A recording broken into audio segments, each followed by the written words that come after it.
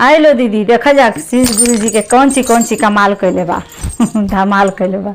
वही पे भजन बा पूरा जरूर सुनम। हर हर महादेव। अच्छा लगता ना? अच्छा पूरा गायम तुम ना।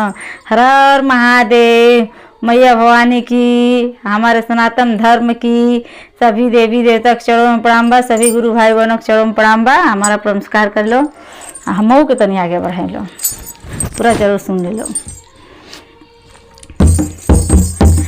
कमाल कैले बा हो कमाल कैले बा, शिव गुरु के डमरुआ कमाल कैले बा।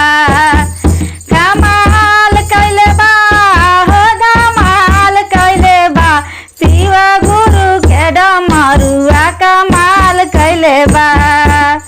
कमाल कैले बा हो धमाल कैले बा, शिव गुरु के डमरुआ कमाल कैले बा।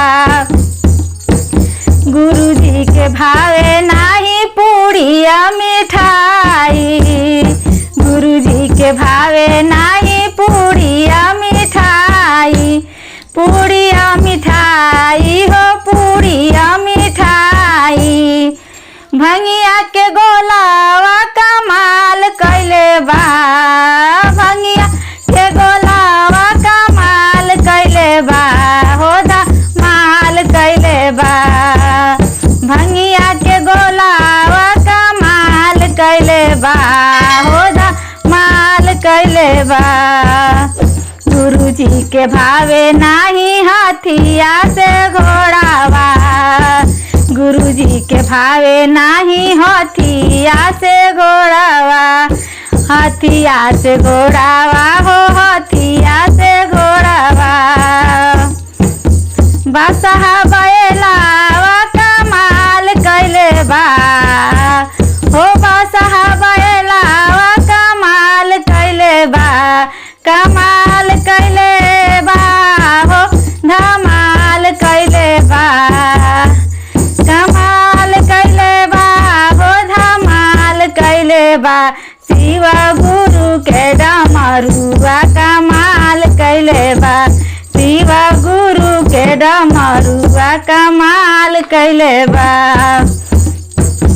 गुरु जी के भावे नाही कोठावाया टारी, गुरु जी के भावे नाही कोठावाया टारी, कोठावाया टारी हो कोठावाया टारी।